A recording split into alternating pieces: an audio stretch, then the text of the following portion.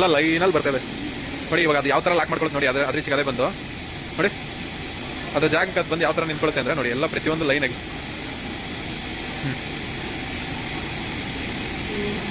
ಪೂರ್ತಿ ಸಿಸ್ಟಮ್ ಹೆಂಗಿದೆ ಮಗ. ಸಿಸ್ಟಮ್ ನೋಡ, ಹಸುಗಳು ನೋಡು, ಅವು ಲೈನಿಗೆ ಹೆಂಗ್ ಬಂದು ಅದು ಒಳಗಡೆ ಬರ್ಬೇಕು ಅಂತ ಬಂದು ಹೆಂಗ್ ನಿಲ್ತದ ನೋಡು. ಹಾ ನೋಡು, ಅವು ಆಕ್ಚುಲಿ ಅದು ಬಿಟ್ಟು ಆ ಕಡೆ ಇದು ಮಾಡ್ಬೋದು, ಆದ್ರೆ ಅದೇ ಲೈನಿಗೆ ಬರ್ತದೆ ನೋಡು. ಹಾ ನೋಡಿ, ಯಾರಿಲ್ಲ ಇಲ್ಲಿ, ಯಾರು ತೋರ್ಸೋರೇ ಇಲ್ಲ. ನಮ್ಮ ಹಳ್ಳಿ ಕಡೆ ಮಾಡ್ತಾರೆ ಮಗ, ಕಟ್ಟಿದ್ರೆ ಬಿಟ್ರೆ ಎಲ್ಲಿ ಗುದ್ದಾಡ್ತಾವೋ, ಎಲ್ಲ ಇದಾಡ್ತಾವೋ, ಎಲ್ಲಿ ಜಗಳ ಮಾಡ್ತಾವೋ. ಇಲ್ಲಿ ನೋಡಿ, ಇಲ್ಲಿ ಎಲ್ಲಿ ಕಟ್ತಿದಾರೆ, ಏನ್ ಮಾಡ್ತಿದಾರೆ.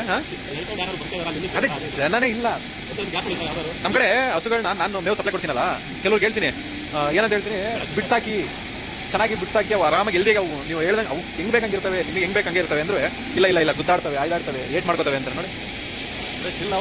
5 ಹಸು ಬಿಡೋದಕ್ಕೆ ಹೆಂಗ್ ಮಾಡ್ತೀವಿ. ಇಲ್ಲಿ 1000 ಹಸು ಬಿಟ್ಟವ್ರು ನೋಡಿ. ಅಲ್ಲಿ ಹಾಲು ಕೊಟ್ವಲ್ಲ, ಹಾಲು ಕೊಟ್ಟಿರೋ ಎಲ್ಲಿ ಹೋಗ್ತಿದಾವ್ ನೋಡಿ, ಯಾರಿಲ್ಲ. ಅವು ಪಾಡಿಗೆ ಅವು ಗೊಂತಿಗೆ ಅವ್ರು ಲೈನಿಗೆ ಹೋಗ್ತಾ ಇದಾವೆ ನೋಡಿ. ಹಾ, ಅವು ಜಾಗಕ್ಕೆ ಹೋಗ್ಬಿಟ್ಟು ಅಲ್ಲಿ ಮೇವು ತಿನ್ನಕ್ ಹೋಗ್ತಾ ಇದಾವೆ.